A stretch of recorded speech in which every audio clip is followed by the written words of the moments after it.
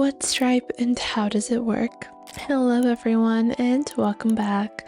In today's video, we're going to be taking a look at Stripe. Stripe is a financial infrastructure platform that allows you to send, receive, and manage your business and all its financial matters. It provides you with the financial infrastructure that you would need to grow your business. So let's get started. Not only are you able to use this to manage your finances, but you can accept payments using Stripe. You can also create payment links as well as send out invoices all from Stripe. To get started with Stripe, you're going to head on over to stripe.com. Now, Stripe has multiple different levels of their solutions by stage, by your business model, by your use case, or by your ecosystem. And you can go into product and take a look at Stripe's products, including payments, embedded payments and finance, as well as revenue and finance automation. So to get started with Stripe, simply click on sign up and you're going to sign up with your email address. I have created my business account on Stripe so that we can proceed directly onto our account.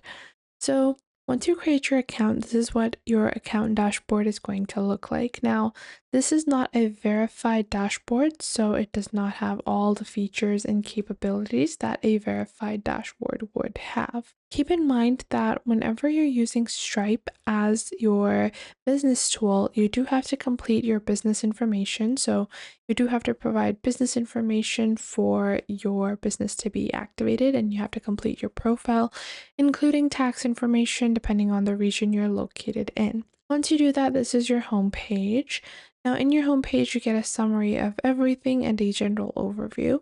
Then on the left, you will be able to see balances. So any of your incoming, available, and then outgoing balances are going to be seen over here. This includes the invoices that you've sent out, which means that that is the potential income that is going to be coming in. Other than that, directly in your Stripe account, you will have a separate section for transactions. Then you also have a section to add your customers. Then below that, you also will have a product catalog. So in your product catalog, you will have all of your products and you can start adding more products as you go. These products can either be products or services. That really does not make a difference. So you can have any product or service listed on Stripe. Now, other than just having your products and services on Stripe, you can even choose the type of payment that you're accepting on Stripe, whether this is a one-off purchase or a recurring purchase.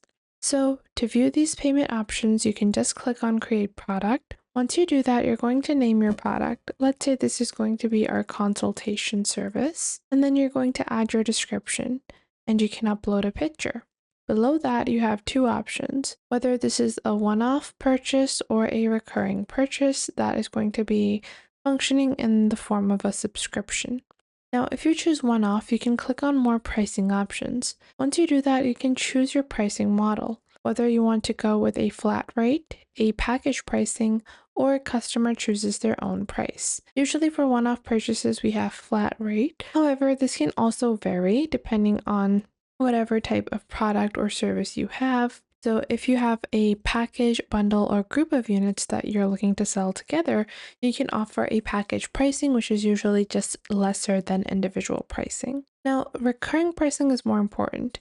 Recurring pricing has three different options other than flat rates, which is package pricing, which means you bundle a purchase together with other product or other units, or tiered and usage pricing. Now, tiered pricing is going to be based upon different price points on the unit quantity. Then usage pricing is based on metered usage. So how much of this particular subscription is someone consuming versus how much of a tier that they are on and what is going to be the unit pricing that they are going to be paying.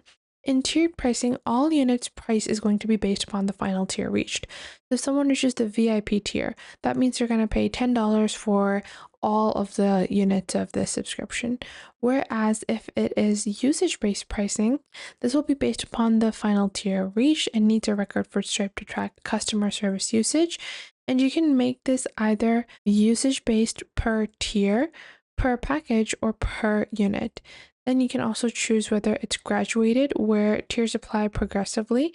So as the quantity increases, the tier increases, or you can apply this on volume. Graduated tiers ensure that you have a higher price than the initial tiers, whereas a lower price is later applied onto the rest of the tiered system.